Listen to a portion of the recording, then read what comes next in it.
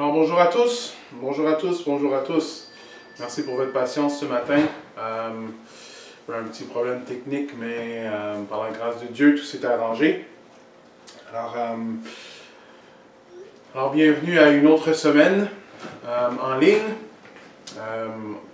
Ce qui s'est fait vraiment sentir dans toutes les groupes vie cette semaine et dans les différents appels qu'on a pu effectuer, moi et quelques autres des anciens, c'est qu'on se manque beaucoup. On se manque beaucoup. On se rencontre en ligne, mais c'est vraiment pas la même chose et on a hâte de se voir.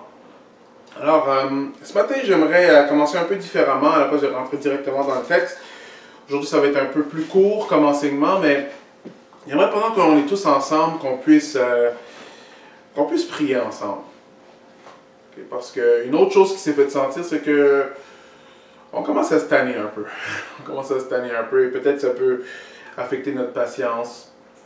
Et j'aimerais qu'on prie pour ça. J'aimerais aussi qu'on prie pour tous ceux qui ont été atteints du COVID-19 dans notre communauté. Alors j'aimerais prier pour un rétablissement total de Grégoire. Il m'a dit qu'il était à, je crois, 65%. Alors il a testé 2 fois négatif. Alors c'est une bonne nouvelle. On est vraiment content qu'il peut recommencer à travailler et tout. Mais on veut qu'il soit totalement rétabli. Et on veut prier à Dieu pour que ça arrive. On veut aussi prier pour Françoise. Françoise qui était sur le front en train d'aider plusieurs malades qui avaient le COVID-19. Ses collègues l'ont attrapé et elle l'a attrapé aussi. Et elle n'a pas de symptômes par la grâce de Dieu. Alors on prie que ça puisse continuer comme ça. Et aussi qu'on puisse prier pour son fils Rafa qui est dans la maison. Alors peut-être lui est infecté aussi, on ne sait pas, mais que Dieu puisse mettre sa main sur cette famille-là. Il y a aussi Rosalie Blanc aussi, qui est aussi en train d'aider les patients avec COVID-19 qu'elle l'a attrapé. Son fils Rudolph aussi. On ne sait pas s'il y a eu une infection ou pas, mais on veut prier pour cette famille-là en ce moment. On va prier pour le gouvernement.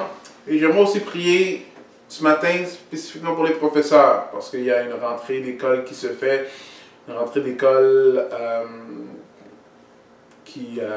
certains parents peuvent envoyer leurs enfants à l'école, certains d'autres non.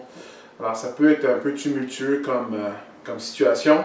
On veut prier que Dieu puisse mettre la main sur plusieurs de nos enseignants dans l'Assemblée, parce qu'il y a beaucoup d'enseignants dans l'Assemblée, et aussi pour la fin du COVID-19. Alors, allons en prière ce matin. Priez avec moi, élevons ces personnes-là, élevons la cause devant Dieu, demandons à Dieu de faire cesser tout ça. Prions ensemble. Alors, Seigneur éternel, merci, Père éternel, premièrement, qu'on puisse venir devant toi n'importe quand, comme on avait vu dans notre étude, dans le psaume 42, Seigneur, qu'on n'est pas en train de chercher après tout ce que toi tu peux nous donner, mais Seigneur, on recherche après toi-même. Et je te prie pour chacun d'entre nous, quand ça a à faire avec notre relation ou pas notre relation avec toi, Seigneur, qu'on puisse te chercher toi, Seigneur, qu'on puisse soupirer après toi, Seigneur, et de te voir agir et de grandir en toi. En même temps, Seigneur, tu nous demandes de te demander, de mettre devant toi les choses que nous, on a besoin, parce qu'on est dépendant de toi. Et tu aimes ça qu'on vienne te demander des choses, Seigneur. Alors, premièrement, j'aimerais te prier pour chacun d'entre nous qui sont en confinement, qui sont peut-être dans une différente routine. La routine n'est pas la même avec la famille ou les autres personnes qu'on vit avec. Seigneur, je te prie pour de la patience, la joie qui vient de toi, Seigneur, qu'on puisse être abreuvé et ressourcé de toi, Seigneur, qu'on puisse aussi, ceux qui attendent des réponses à des prières et tout, Seigneur, que toi tu puisses être leur joie, être leur paix à travers tout ce temps qu'ils attendent. Nous aussi, Seigneur, je te prie que tu puisses aplanir les sentiers dans ce domaine-là. Seigneur, on aimerait te remettre ceux qui sont atteints du COVID-19 et aussi ceux qui sont en train d'être sur le front, en train de traiter plusieurs patients. Plusieurs de ces patients-là sont infectés et qu'ils puissent être vigilants et qu'ils puissent ne pas l'attraper. Mais pour ceux qui l'ont attrapé, on te remercie pour les réponses aux prières avec Grégoire. Je te prie de les rétablir entièrement. Je te prie aussi pour Françoise, Seigneur, Rafa, Seigneur, que tu puisses faire en sorte que Françoise n'ait pas de symptômes, que tu puisses continuer à la garder. Je te prie pour Rafa aussi, que lui aussi c'est la même chose. Et je te prie aussi pour Rosalie. Seigneur, qu'elle aussi, ça avait l'air à être bien jusqu'à date, ça ne s'est pas compliqué. Et on te prie que tu puisses mettre ta main sur la situation afin que ça ne se complique pas. Elle et son fils Rudolph, Seigneur, que tu puisses mettre ta main sur la famille. Seigneur, évidemment, plusieurs changements. C'est clair et net que le gouvernement a beaucoup de décisions à faire. Je te prie de leur donner sagesse dans tout ce qu'ils font, qu'ils puissent bien diriger le pays. Et que, Seigneur, que tu puisses leur faire voir, Seigneur, comment que toi tu as fait les choses, qu'ils puissent s'enligner avec toi, Seigneur éternel, et que toi tu puisses les diriger dans les différentes décisions qu'ils ont à prendre. Alors, il y a une rentrée qui va se faire. Il y aura les informations qui vont se donner dans les prochains jours, Seigneur. Alors, je te prie pour les professeurs qui sont dans notre assemblée, Seigneur, on en a beaucoup. Je te prie, Seigneur, que tu puisses être leur paix et que tu puisses être leur joie aussi, Seigneur, que tu puisses aplanir les sentiers pour eux. On sait que la situation n'est pas facile, mais Seigneur, que toi tu puisses les utiliser comme un rayon de soleil, Seigneur, que tu puisses briller à travers eux, Seigneur, et que, Seigneur, à travers même les situations qui sont difficiles, qu'ils puissent briller pour toi. Et finalement, je te prie, Seigneur, de la fin du COVID-19, parce qu'on voit tellement de choses qui se passent, que ce soit l'économie, que ce soit les personnes qui ne peuvent pas même aller voir leurs êtres chers. Il y a des personnes dans l'Assemblée, notamment les mal-enfants, Seigneur, qui ont perdu un grand-père, Seigneur, et que à cause de la situation, il n'y a pas de réunion physique qui peut se faire et tout, Seigneur. Il y a même des amis de la famille proches de nous qui sont incapables d'aller voir leur père dans un CHSLD, Seigneur, et il y a beaucoup d'inquiétude avec tout ça, Seigneur. On voit que cette situation est accablante pour beaucoup. Et Seigneur, je te prie que dans ces situations-là, Seigneur, que chacun d'entre nous puisse se tourner à toi et que ceux qui ne te connaissent pas, Seigneur, puissent aussi se tourner à toi. Seigneur, parce que toi, tu donnes la paix qui surpasse tout entendement. Et que, Seigneur, des fois, dans les moments difficiles, Seigneur, tu veux nous fortifier, tu veux nous faire savoir que tu es là. Et je te prie que tu puisses être une révélation pour chacun. Je te prie aussi pour ceux qui souffrent, que tu puisses, Seigneur, être un baume pour eux, que tu puisses les faire du bien dans leur corps, Seigneur, ou bien, Seigneur, que tu puisses les aider à persévérer s'ils te connaissent, ou qu'ils puissent apprendre à te découvrir, Seigneur, s'ils ne te connaissent pas. Alors, on te remet cette situation qui est difficile, qui est sans précédent dans notre génération, au moins, Seigneur, et que, Seigneur, tu puisses juste aplanir les sentiers dans ça, agir, éradier ce virus-là et guérir notre pays et notre planète. Alors, merci, Seigneur, que on n'est pas sans espoir, parce qu'on peut toujours se tourner vers toi. Merci pour ceux qui sont en train de souffrir avec toi, qui ne sont pas sans espoir, parce qu'ils ont toi avec eux. Et merci, Seigneur, que nous, en tant que croyants, on peut vraiment mettre notre confiance en toi, malgré n'importe quelle situation, malgré n'importe quel type de frustration ou situation frustrante, Seigneur, et qu'en toi, Seigneur, on puisse avancer. Alors, Seigneur, je te prie qu'aujourd'hui, tu puisses te révéler à nous à travers la parole de Dieu et que, Seigneur, ça puisse être un encouragement pour tous ceux qui entendent et qui écoutent. Je prie ça en ton nom, Jésus. Amen. Alors, quand on pense à être enchanté ou envoûté ou même être ensorcelé, on pense à plusieurs films Disney. Souvent, l'image qui vient à notre tête, c'est probablement une sorcière avec un gros nez, une grosse verrue sur le nez, qui fait une genre de potion magique ou un sort qui est donné sur quelqu'un ou qui est prononcé contre quelqu'un, ou peut-être même mis dans une pomme ou quelque chose du genre.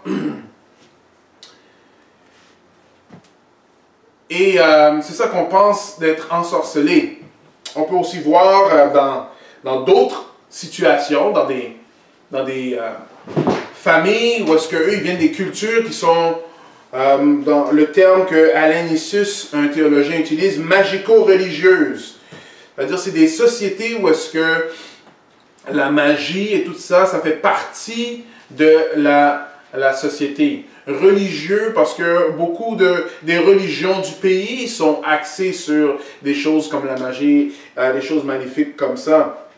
Alors quand on pense à envoyer un sort ou être ensorcelé, on va peut-être penser à un prêtre qui est en train de faire ces genres d'ensorcellement contre les personnes. Et vous voyez aujourd'hui ici, on va voir que les sorts de sorcières et les sorts de prêtres vaudous ou quelque chose du genre, c'est une chose, mais on va voir ici que Paul utilise le mot ensorceler pour quelque chose de encore plus de base que ça. Et moi je dirais qu'il fait encore plus de ravages que n'importe quoi qu'on peut penser qui puisse nous faire de ravages face à des sorts. Ce que Paul va nous dire, c'est qu'il va nous dire que ici, les Galatiens, pourquoi est-ce que vous croyez dans des mensonges? Des mensonges. Et si on connaît un peu l'histoire de la parole de Dieu, on sait que le mensonge est un des outils préférés que l'adversaire utilise contre n'importe qui, que ce soit des croyants ou même les non-croyants. Alors, il aime utiliser le mensonge. Si on va dans Genèse et on retourne dès le début de la parole de Dieu, on va voir l'histoire d'Adam et Ève. Et qu'est-ce que l'adversaire dit à Ève? Et il remet en question ce que Dieu a dit. Après, il va dire tout simplement, est-ce que Dieu a vraiment dit? Est-ce qu'il a vraiment dit ça? Après là, il va mentir pour dire carrément, mais non, vous ne mourrez pas, vous ne mourrez point. Et il commence à mentir. Satan, l'adversaire, utilise ces tactiques-là depuis le début. Avec Jésus, il utilisa aussi. Il utilisa même des morceaux de la parole de Dieu pour essayer de tromper Jésus. Par contre, Jésus lui répondit avec la parole, mais ce que la parole voulait vraiment dire. Alors, vous voyez, le mensonge est quelque chose que le diable utilise depuis le début. Et ici, on va voir que Paul utilise le mot fasciné, le mot envoûté, le mot ensorcelé dans le début de son passage qu'on va voir aujourd'hui pour dire aux Galatiens que pourquoi est-ce que vous croyez dans des mensonges? Parce que vous savez, une des choses que Satan sait qui est le plus efficace, c'est de faire croire à des chrétiens des mensonges. Et plus spécifiquement, de faire croire à des chrétiens des mensonges face à l'Évangile. Pourquoi l'Évangile? Pourquoi l'Évangile est si important? C'est parce que l'Évangile, c'est en croyant dans la vérité que Christ nous a laissée, en la vérité que Paul affirme, qu'on peut être sauvé, arraché des ruses du diable, sauvé éternellement dans la présence de Dieu.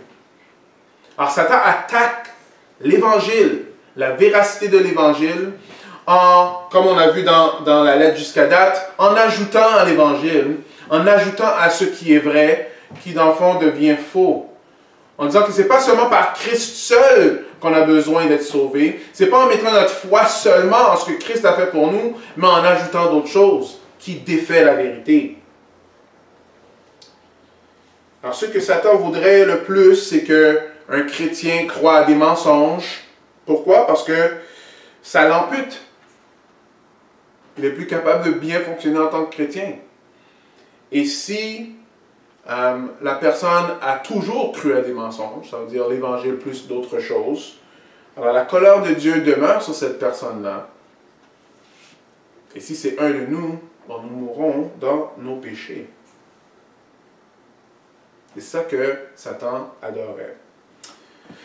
Alors dans Galates 3, on va passer de 3, 1 à 14. Paul va nous expliquer un peu Premièrement, il va nous demander, il va demander aux Galatiens, mais pourquoi est-ce que vous avez changé de vérité? Parce qu'il va même dire des mots assez forts, que vous êtes insensés de faire quelque chose comme ça. Le ton est très sévère dans la parole. Après, il va nous expliquer, d'où est-ce qu'il trouve cette théologie-là? Est-ce que c'est quelque chose qu'il a juste inventé? Et une autre chose qu'on va voir que la malédiction, souvent on utilise ce mot-là pour différentes choses, mais Paul va utiliser le mot malédiction face aux personnes qui s'attachent à faire des choses pour gagner la faveur de Dieu. Et qu'eux, ils sont sous la malédiction. Alors, c'est ça qu'on va voir aujourd'hui. On va commencer premièrement par lire le verset, excusez-moi, 1 à 5 dans Galates 3. Ô Galates insensés, qui vous a envoûté ainsi? Ou qui vous a ensorcelé ainsi? Pourtant, la mort de Jésus-Christ sur la croix a été clairement dépeinte à vos yeux. Je ne vous poserai qu'une seule question. À quel titre avez-vous reçu le Saint-Esprit? Est-ce par ce que vous avez accompli la loi ou parce que vous avez accueilli la foi de la bonne nouvelle que vous avez attendue? Manquez-vous à ce point d'intelligence? Après avoir commencé par l'Esprit de Dieu, en se comptant sur vos propres ressources, que vous allez parvenir à la perfection? Verset 4. Avez-vous fait tant d'expériences pour rien? Si encore, c'est pour rien.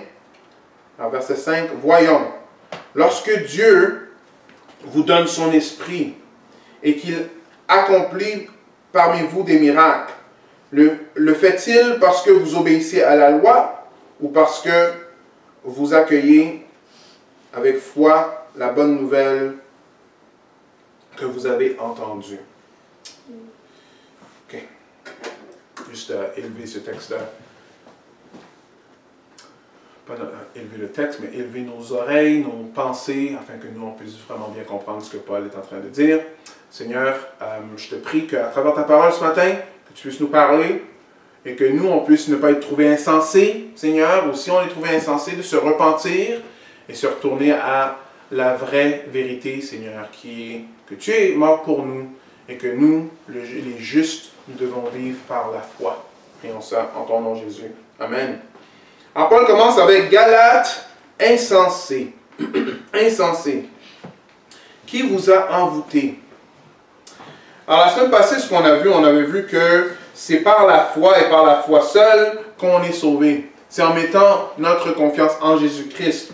Le verset 16, dans le chapitre 2, nous avait dit, mais par la foi en Christ qu'on est sauvé. Nous avons cru en Jésus-Christ. Et ce n'est pas par les œuvres de la loi qu'on est sauvé. Alors, Paul est en train de vraiment faire luire la vérité du texte ici. En ce moment, en appelant les Galatiens des insensés. Alors, la première chose que nous, on peut comprendre, c'est que les croyants peuvent être insensés. Oui, ça veut dire, quand tu crois en Jésus, tu peux être insensé. La façon qu'on est insensé, c'est quand on croit à des mensonges qui ne sont pas l'Évangile. Vous voyez ici, un faux Christ, okay, c'est quand on utilise la loi pour nous justifier devant Dieu. Alors, ok, faire la loi pour justifier devant Dieu, on voit ici la loi, il y a plein de choses. Hein. Il y a des choses alimentaires, il y a des choses morales, il y a plein de choses ici qu'on voit que ce qui se passait. Paul a repris les Galatiens parce qu'ils sont en train d'écouter des fables de d'autres personnes qui sont en train d'ajouter à l'Évangile. Il a même repris Pierre parce que Pierre ne marchait pas selon la vérité de l'Évangile. Alors, il croyait une chose, mais il faisait une autre chose. Mais maintenant, il résume ça encore et il met le point aux Galates insensés. Insensés. Une autre chose face à la loi, c'est que la loi peut être aussi une chose qu'on fait devant les hommes. La loi peut être utilisée pour impressionner les autres, pour leur montrer que nous, on a une vraie relation avec Dieu. Mais toutes ces choses-là ne nous justifient pas devant Dieu. Alors, dans le temps, on voyait que les judaïsants, eux, donnaient la dîme, bien manger, faire toutes ces choses-là. On voyait même que Pierre, lui, il avait une petite crainte parce qu'il voulait montrer devant les autres que lui, il faisait les choses de Dieu et que lui, il était correct. On voit que la loi emmène ces choses-là. Alors, si quand je parle de suivre la loi, on dit oui, oui, ça, je sais ça déjà. Mais des fois, c'est faire des choses religieuses devant les autres afin que nous, on puisse avoir les bons regards. Paul est en train de dire ici, aux Galates, insensés, c'est qui vous a envoûté? C'est qui vous a ensorcelé avec ce mensonge-là? Ça peut être de plein de différentes façons. Qu'on s'habille d'une certaine façon pour montrer aux autres comment s'habiller, ou qu'on va faire certains genres de longues prières afin que d'autres personnes puissent savoir que nous, on est vraiment bien connectés à Dieu. Ou bien l'inverse, on ne va pas prier devant les autres parce qu'on a peur de ce que les autres vont croire. Alors, ça veut dire que ça nous donne un esprit de « Ok, là, il faut que je fasse des choses pour que je suis correct devant Dieu, devant les autres, pour être accepté. » Tout ça, Paul est en train de dire que c'est des pensées insensées. Pourquoi? Très simplement, il demande « Est-ce que vous êtes venus à l'Évangile en faisant des choses ou simplement en mettant votre confiance en Christ? » Comment qu'on est devenu sauvé? Comment qu'on a été sauvé? Est-ce que c'est en faisant des choses qu'on a été sauvé? Ou est-ce que c'est simplement en mettant notre confiance en Jésus-Christ que Jésus-Christ, lui, il nous a offert le cadeau d'être sauvé?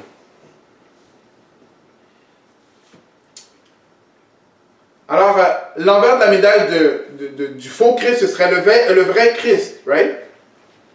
C'est par la foi et par la foi seule qu'on est sauvé. Mais ce n'est pas seulement par la foi qu'on est sauvé, c'est aussi par la foi qu'on continue à marcher dans l'Évangile.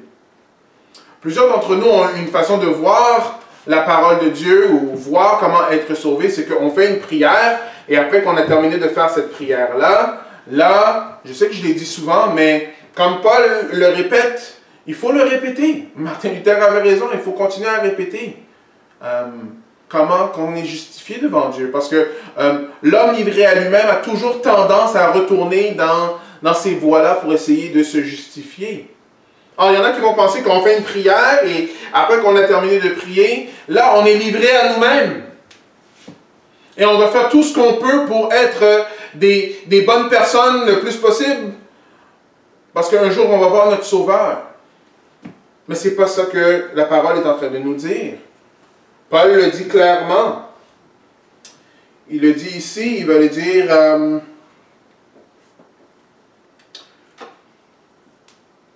Alors, est-ce que vous avez accompli la loi ou parce que vous avez accueilli de bonne foi la bonne nouvelle que vous avez entendue? Il va dire, après avoir commencé par l'Esprit de Dieu, ok, en ce moment, sur votre propre ressource, allez-vous parvenir à la perfection? Très clairement, Paul est en train de dire, alors, vous avez commencé en recevant l'Esprit de Dieu. C'est comme ça qu'on est sauvé, en recevant l'Esprit de Dieu. Alors, c'est en recevant l'Esprit de Dieu qu'on est sauvé. Et maintenant, qu'est-ce que vous allez faire? Vous allez utiliser vos propres ressources, comme l'homme livré à lui-même pour essayer d'arriver à la perfection? Mais bonne chance. Et bonne chance. Et il dit, avez-vous point d'intelligence? Manquez-vous à ce point tant d'intelligence?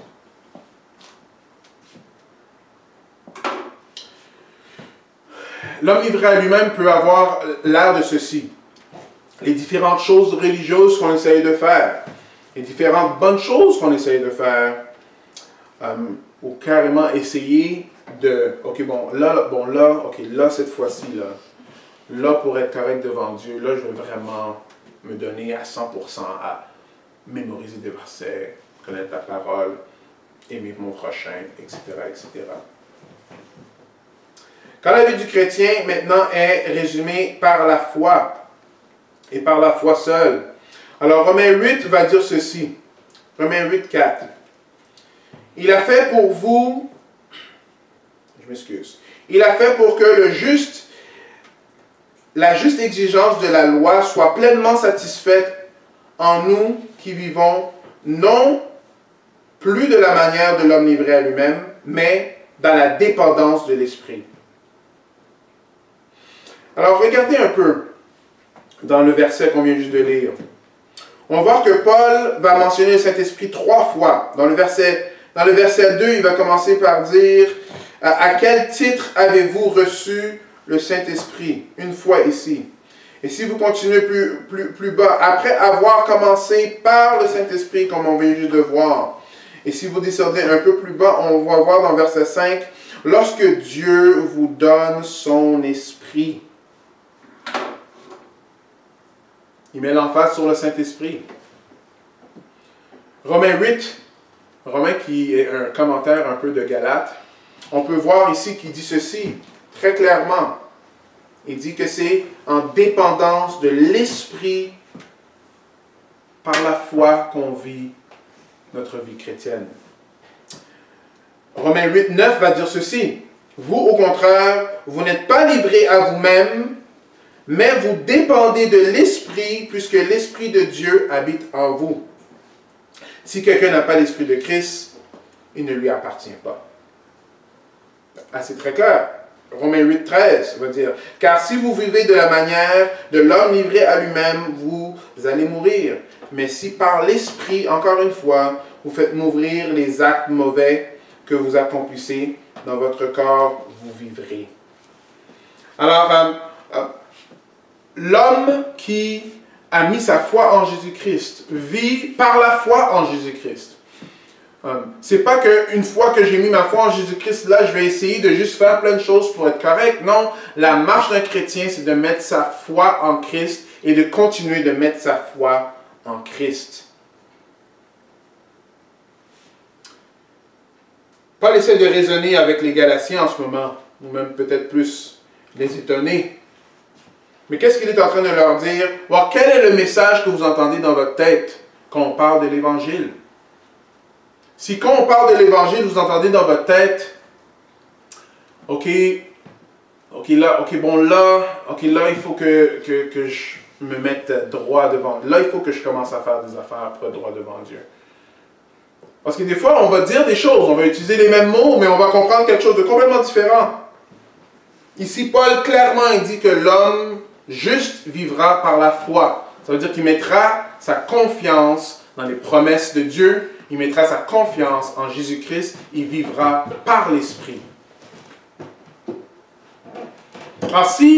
Alors, examinons notre tête, nos pensées en ce moment. Est-ce que quand on parle de l'Évangile, on pense à plein de choses à faire? Faire attention. Parce que le chrétien, lui, il obéit à cause de la foi. Mais pas l'inverse. Parce qu'il a mis sa confiance en Christ. Parce que Christ a pris tous ses péchés. Parce que Christ est mort à sa place sur la croix. C'est pour ça qu'il obéit. Mais pas pour être justifié devant les autres. Pas pour, OK, maintenant je vais être correct devant Dieu parce que je vais faire une liste de choses. C'est pas ça du tout.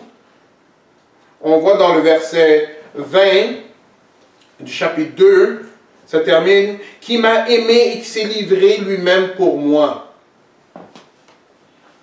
Alors on voit que Paul met de côté la chair, met de côté toutes ses ambitions. Pourquoi? Parce que Christ est mort pour lui. Parce que Christ est mort pour lui. C'est très important. On est sauvé par la foi et on marche par la foi. Alors c'est important on peut voir ici, de ne jamais quitter le début. Alors si on voit ici, on voit clairement que Paul leur demande de se rappeler comment ils sont venus à l'Évangile. Est-ce que c'est en faisant des choses que vous êtes venus à Christ? Est-ce que c'est en faisant des choses que vous avez goûté son esprit? Ou est-ce que c'est en lui faisant confiance? Et ici, c'est clair qu'il faut qu'on continue à vivre dans la foi. Et non commencer à maintenant dire, OK, maintenant prendre mes propres ressources par ma propre force, lorsque je vais faire ce que je vais essayer d'accomplir ce que Dieu veut de moi. Non, c'est pas comme ça qu'on est même venu à Dieu. On vient à Dieu manquant. On vient à Dieu avec un esprit qui comprend qu'on est des mendiants. On a besoin de lui. Et on continue à vivre notre vie de la même façon, en s'accrochant à lui, en vivant par son esprit, pas en essayant d'accomplir la loi par nos propres forces. Alors, quelques petites indications qui pourraient nous aider un peu à voir qu'est-ce qui se passe. Right? Alors, si ma joie est présente seulement quand les choses font mon affaire, c'est là que ça va bien. Quand je suis de bonne humeur, quand je me sens bien, ou que les choses vont bien. Et elle n'est jamais présente quand les choses sont difficiles, ou rarement présente quand les choses sont difficiles. C'est pas mettre sa foi en Christ ici, c'est mettre sa foi en soi-même ou dans les circonstances. Vous voyez? C'est toujours une affaire de foi. C'est pas que, bon, ok, bon, là, demain, je vais essayer, bon, là, je vais avoir de la joie quand ça va pas bien. C'est pas ça du tout. C'est en mettant notre confiance en Christ quand ça va bien ou quand ça va mal. Right? C'est ça qui fait que nous, on marche avec Christ. C'est pas le fait qu'on est en train de faire plein de choses pour Christ. La deuxième chose qu'on peut voir, c'est l'anxiété. L'anxiété, c'est mettre sa confiance sur ce qu'on pense qui va se passer. C'est-à-dire ce qu'on pense qui va se passer. Alors, c'est bon, ok, ça va être, peut-être ça va être une mauvaise journée, ou peut-être je vais attraper ci, ou peut-être je vais être malade, ou peut-être je vais mourir. Spécialement dans notre temps de COVID-19, c'est très pertinent. On peut vivre dans l'anxiété toujours en mettant notre foi dans ce qui pourrait se passer. Pas en mettant notre foi en Christ. Encore une fois, c'est pas ok, bon maintenant, ok, là je vais arrêter d'être anxieux. Là je vais arrêter d'être anxieux. C'est pas ça que Dieu nous demande de faire. C'est pas par nos propres ressources que Christ nous demande de le suivre. Au contraire, il nous a donné son esprit. C'est par son esprit, en faisant confiance à lui, qu'on puisse avancer. Que ce soit COVID-19, que ce soit différentes situations stressantes. L'obéissance vient de la foi, comme je viens juste de le dire avant. C'est en mettant notre confiance en Christ qu'on marche la vie chrétienne, pas en mettant notre confiance dans la loi. Alors, continuons un peu. Alors, Paul, la question qu'on peut se poser, c'est ceci. Est-ce que c'est quelque chose de nouveau? Paul, est-ce que tu es en train d'inventer ça? Est-ce que c'est juste Paul qui a juste pensé à ça un jour et dit, ok, bon, voilà, c'est ça que les chrétiens doivent faire. Mais ce que Paul est en train de faire en ce moment dans le passage, c'est qu'il va retourner dans le premier livre de la Bible, dans la Genèse, pour montrer que dès le début, ça a toujours été par la foi. Toujours été par la foi. Allons voir. En verset 6, « Or, il en est déjà ainsi pour Abraham, car l'Écriture déclare à son sujet, il a eu confiance en Dieu, et Dieu, en portant sa foi à son crédit, l'a déclaré juste. Comprenez-le donc, seuls ceux qui placent leur confiance en Dieu sont fils d'Abraham. De plus, l'Écriture prévoyait que Dieu déclarerait les non-juifs justes s'ils avaient la foi. C'est pourquoi elle a annoncé par avance cette bonne nouvelle à Abraham. Tu seras une source de bénédiction pour toutes les nations. Ainsi, tous ceux qui font confiance à Dieu, comme Abraham lui a fait confiance, on part à la bénédiction avec lui. Alors, qu'est-ce que Paul est en train de nous montrer ici? Il est en train de nous montrer, regardez, la foi, ça a toujours été la façon que le monde était justifié. Toujours. Ça n'a pas changé. Son exemple est pertinent. Pourquoi son exemple est pertinent? C'est parce que Abraham, lui, il vient avant Moïse. Et Moïse, c'est là que Dieu a donné toute la loi sur le mont Sinaï. Mais Abraham vient 430 ans avant Moïse. Est-ce que vous voyez? Avant même qu'il y ait la loi, Abraham, lui, il a mis sa confiance en Dieu. On va le voir dans Genèse 15, 6. Abraham crut à l'Éternel qui lui compta comme justice. Qui le lui compta comme justice. Abraham a cru à l'Éternel. Et parce qu'il a cru à l'Éternel, Dieu l'a justifié. Avant n'importe quelle loi. Il y en a qui pourraient dire, oui, mais tu sais, Abraham, c'est le premier homme circoncis. Mais vous savez, c'est 14 ans plus tard qu'il s'est fait circoncis. Alors, il n'y avait pas de loi là. C'était, Dieu lui a demandé quelque chose et il a cru à Dieu. Qu'est-ce qu'il a demandé? Il a dit, ok, prends ta famille et va quelque part. Où est-ce que je vais aller, Seigneur? Je vais te dire quand tu vas arriver. Et Abraham a dit, ok. Il a cru à Dieu. Dieu lui a dit, regarde toutes les étoiles dans le ciel. Tu vois comment quand il y en a beaucoup, ta descendance va être aussi nombreuse qu'eux. Et Abraham a dit, mais voyons donc, Seigneur, ça n'a pas d'allure. Non, non. Il a cru Dieu. Il a cru Dieu. C'est quand même assez incroyable parce que Abraham, tu sais, il était dans 90, 99 ans. C'est beaucoup d'années, là. Sa femme avait 90 ans. La seule descendance qu'il pouvait voir, c'est peut-être à travers son serviteur. Et Dieu a dit, non, non, non, non. C'est à travers toi, je vais te donner un fils. Et à travers ce fils-là, ce sera le père de plein de nations, et ta descendance sera autant que les étoiles. Et Abraham crut. Et Abraham crut. Alors ici, Paul est en train de dire, regarde, ce que moi je suis en train de te dire, que le juste vivra par la foi, que mettre ta foi en Christ, c'est comme ça qu'on vit la vie chrétienne, c'est comme ça que les croyants sont sauvés. Well, c'est pas de maintenant que c'est comme ça, c'est depuis le début des temps. C'est en faisant confiance à Dieu qu'on est justifié. C'est la seule façon, en mettant notre confiance à Dieu. Il continue à dire que seuls ceux qui placent leur confiance en Dieu sont fils d'Abraham. Vous savez, aujourd'hui, il y a plusieurs personnes qui déclarent être fils d'Abraham. Mais Paul ici, il le met très exclusif. Seuls ceux qui mettent leur confiance en Dieu sont fils d'Abraham. Plusieurs d'autres religions, les judaïsants jusqu'à aujourd'hui, les musulmans, eux, ils réclament d'être fils d'Abraham. Mais ici, les seuls fils d'Abraham, c'est ceux qui mettent leur confiance en Dieu. Pourquoi? Parce que c'est en mettant notre confiance en Dieu qu'on puisse être justifié. Abraham, lui, il n'a pas fait une liste de choses. Alors, quand on entend d'autres personnes qui se disent fils d'Abraham, il faut comprendre ce qu'ils sont en train de dire. Moi, je suis les règlements. Oui, mais c'est pas comme ça que ça a été dévoilé dans les Écritures. Abraham, lui, il fut justifié en croyant en Dieu, pas en suivant plein de règlements. Alors, si ta définition, ou la définition de quelqu'un que tu connais, c'est de faire plein de choses pour être correct devant Dieu, c'est pas ce que Abraham faisait. Abraham a cru, et c'est pour ça qu'il a été justifié.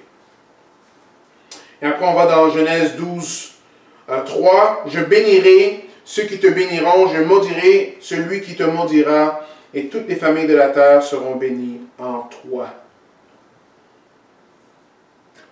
Alors ici, Paul nous explique dans le verset 8 que depuis le début, les non-juifs, c'est comme ça qu'il fallait qu'ils rentrent dans le plan. Parce que quand on lit la Bible, on peut dire, ok, c'est juste pour les Juifs. Non, dès le début, l'idée de Dieu, c'était de bénir toutes les nations. C'était ça la bonne nouvelle, que la bonne nouvelle allait venir à toutes les nations. Et que c'est en mettant notre confiance en Dieu qu'on peut être déclaré juste. Petite parenthèse, si vous n'avez jamais pensé à ça, là, Abraham, lui, est-ce qu'il était juif?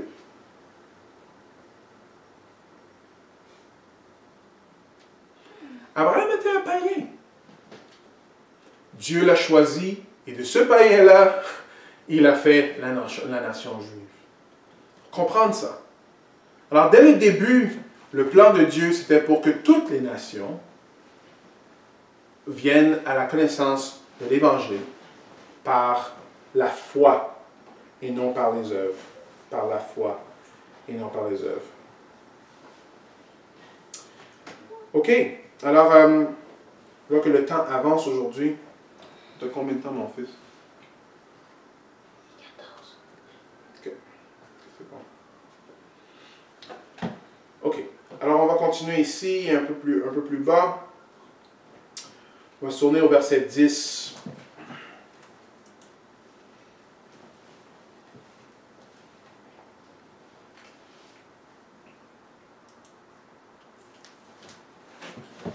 OK. Avant qu'on tourne au verset 10, il faut juste que je touche une chose. Plusieurs me posent la question souvent. Comment que les personnes de l'Ancien Testament ont été sauvées? Comment qu'ils ont été justifiés, eux? Et ce texte-là nous montre clairement que ceux qui sont justifiés par la foi. Mais vous savez, si vous hésitez, quand on vous pose la question, alors comment que les personnes de l'Ancien Testament ont été sauvées? Comment que eux ils sont justifiés devant Dieu? Si vous commencez à penser, faites attention parce que là, votre compréhension du salut est probablement brouillée. Vous brouillez les cartes là quand vous faites ça. Parce qu'on voit que dès le début, c'est par la foi qu'ils sont sauvés. C'est vrai que dans l'Ancien Testament, c'est par la foi, mais la foi des promesses que Dieu a dit, qui allait s'accomplir. Et nous, c'est par la foi des promesses qui ont été accomplies. Alors la seule différence, c'est que nous, on regarde en arrière, mais eux regardaient par en avant. Dieu a fait des promesses, comme vous voyez, que Dieu allait bénir toutes les nations. Abraham a dit, OK, je te crois. C'est par la foi qu'il a été justifié. Mais nous, on est justifié en regardant en arrière parce que Christ a accompli toutes ces promesses-là. Et on regarde en arrière la venue de Christ et ce qu'il a fait sur la croix. Alors vous voyez, tout le monde qui sont des personnes qui suivent Dieu, c'est par la foi qu'ils le font. Ce n'est pas en accomplissant la loi. Et il continue pour dire pourquoi.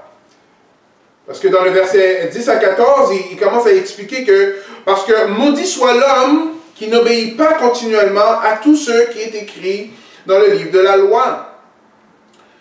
Alors, en effet, ceux qui comptent leur obéissance à la loi tombent sous le coup de la malédiction. Malédiction. Alors, il y a plein de fois qu'on peut parler de malédiction. Plein de différentes situations. Moi, je l'entends souvent. La malédiction, c'est bon. La malédiction vient quand quelqu'un fait un sort sur toi. Ou la malédiction vient parce qu'il y a des mauvaises choses qui arrivent dans la vie. OK? Mais Paul ici parle de malédiction. Très clairement.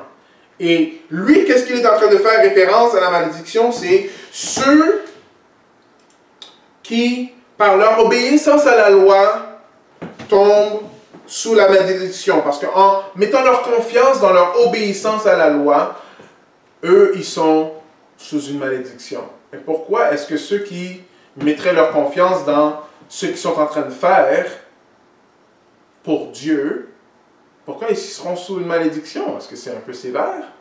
Non. Pourquoi? Tout simplement parce qu'ils ne sont pas capables de faire toute la loi. Et Paul continue à expliquer ici que celui qui n'accomplit pas toute la loi, il est maudit. Alors, en essayant de suivre la loi, en essayant de se mettre des choses pour essayer d'être correct devant Dieu, et en essayant de les suivre, ce que nous, on est en train de faire, dans le fond, on est en train de se mettre sous une malédiction. Parce que ce système-là a déjà été montré, nous a déjà fait voir qu'on n'est pas capable de suivre ce système-là. Alors, si on se met sous ce système-là, on se met sur une malédiction.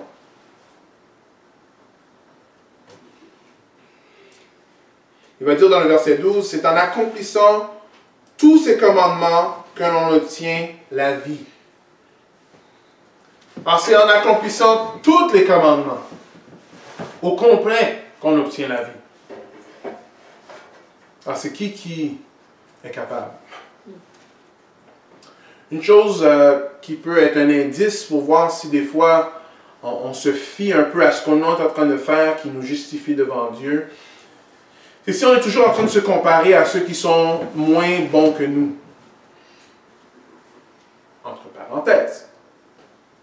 Ah oui, mais moi je suis capable de...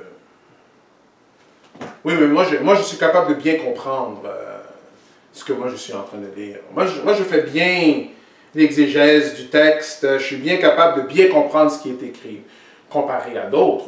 Moi je prie vraiment bien. Ou moi je suis fidèle dans X, Y, Z choses. Ce ton-là, c'est toujours un ton comparatif. Et j'ai une nouvelle pour vous. On a tendance à se comparer toujours aux personnes qui sont moins bonnes que nous.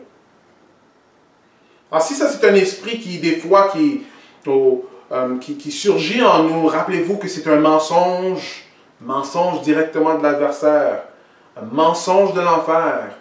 Parce que c'est pas parce qu'on fait des choses qu'on est plus ou moins accepté devant Dieu. Non, la seule façon d'être accepté devant Dieu, c'est en mettant notre foi en Christ. En dépendant de lui pour vivre notre vie chrétienne.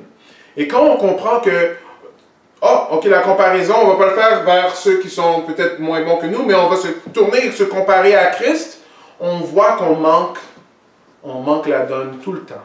Par contre, lui, il a suivi. Lui, il a fait toute la loi. Il n'a jamais péché. Quand on se compare à lui, là, on voit qu'on est manquant. On voit qu'on n'y arrive pas.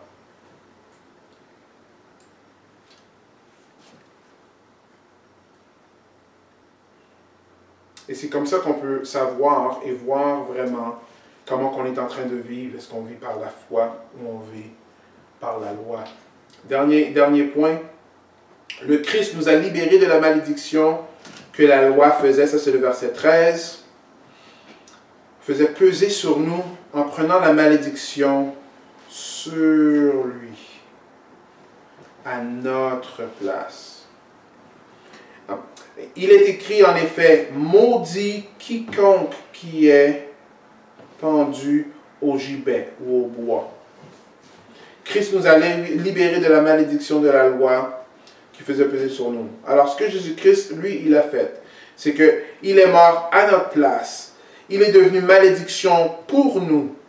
Lui, il s'est laissé clouer sur le bois. Il est devenu malédiction pour nous, afin que nous ne soyons plus sous la malédiction des règlements qui pesaient fort sur nous et qu'on savait qu'on n'était pas capable de faire. Alors l'argument de Paul, c'est simple. Pourquoi est-ce que, Galatiens, vous laissez ensorceler par des mensonges? Ce n'est pas en faisant plein de choses que vous allez être justifié devant Dieu, c'est en mettant votre foi. Pourquoi votre foi? Mais c'est que tu as toujours été par la foi. Abraham, dès le livre de Genèse, Abraham, lui, il a mis sa foi. Avant même qu'il soit circoncis, un païen a mis sa foi en Dieu. Et Dieu, à travers lui, il a fait des promesses. Et il a cru aux promesses de Dieu. Alors si tu n'as pas été sauvé en faisant des choses, pourquoi est-ce que tu continuerais ta vie en essayant de tirer par tes propres sources pour être justifié? Non, parce que quand on essaie de suivre la loi, on est sous une malédiction. Une malédiction qui est écrite dans la Bible, très clairement. Et ça, c'est une malédiction que plusieurs personnes peuvent tomber dedans. Alors, c'est très subtil. Et c'est ça que Satan veut. Il veut qu'on soit insensé. Comme Paul est en train de dire, il veut que nous, on n'ait pas d'intelligence. Et qu'on commence à dire, ok, non, moi, encore une fois, je suis capable de le faire moi-même. Et il arrive au point pour dire, mais regarde, cette malédiction-là, Christ est devenu malédiction pour nous. Lui, il a été cloué sur le bois maudit afin que nous soyons sauvés. Jésus l'a fait pour que, grâce à lui, la bénédiction d'Abraham s'étend aux non-juifs et que nous recevons par la foi l'Esprit que Dieu avait promis.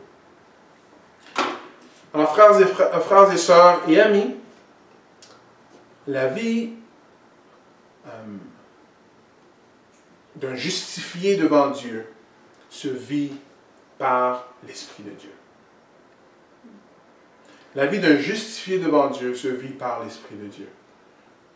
La bonne nouvelle, c'est que Christ a fait toutes ces choses. Il est mort sur le bois à notre place. Il est devenu malédiction à notre place, afin que nous, on puisse recevoir son Esprit. Et c'est par son Esprit qu'on vit la vie chrétienne. Alors si à travers tout ce message-là, dans ta tête encore, tu es en train de dire, ok, bon, ok, c'est vrai, ouais, c'est vrai, ouais. Là, il faut que je recommence à faire, il faut que je recommence à faire, il faut que je recommence à faire. Prends garde à toi, prends garde à moi. Combien de fois que mon cœur, il glisse dans ces mensonges-là? Non, c'est par la foi. Alors, retournons dans les pieds de notre Sauveur, rappelons-nous ce qu'il a fait pour nous, rappelons-nous de comment on a été sauvés, et mettons notre confiance en lui. Mettons notre confiance dans l'Esprit qu'il a mis en nous. Pas essayer de dire, bon, maintenant je vais faire plein de choses parce que maintenant, là je vais être correct, là je vais être un bon chrétien. Un bon chrétien, c'est quelqu'un qui réalise qu'il ne l'est pas et qui se tourne vers Christ. C'est aussi simple que ça. Et c'est à cause de la simplicité que plusieurs ont de la misère avec ce message. Parce que ce n'est pas un message qui est compliqué. C'est un message qui est simple. Il y en a qui vont dire, ouais, c'est trop simple. Mais c'est vraiment ça que l'apôtre Paul nous fait voir. Alors, la semaine prochaine, on va voir un peu comment que la loi fonctionne. Alors, la question, c'est alors si la loi fait ça, alors pourquoi la loi? Alors, on va passer à travers ça la semaine prochaine. Alors, je prie pour vous. Priez pour moi. Je prie qu'on puisse continuer à briller. Où est-ce qu'on est? On est sur les médias sociaux. Que ce qu'on poste reflète notre Sauveur, notre Rédempteur, celui qui est mort sur la croix, ne reflète pas nos frustrations ou la chair ou l'homme qui serait livré à lui-même. Et qu'on puisse annoncer la bonne nouvelle, que dans nos foyers respectifs, qu'on puisse faire la même chose aussi. Alors laissez-moi terminer par notre prière. Seigneur éternel, merci pour ta parole qui nous illumine ce matin. Merci Seigneur que tu as fait fonctionner tout ce qui est audiovisuel, même si ça ne fonctionnait pas quand on a commencé, mais tu es vraiment gracieux envers nous, Seigneur. Seigneur, je te prie que nous, on puisse vraiment vivre par la foi, te découvrir, grandir dans notre relation avec toi, en mettant notre confiance en toi. Je prie ça en ton nom, Jésus. Amen. Alors, bonne semaine, à la semaine prochaine.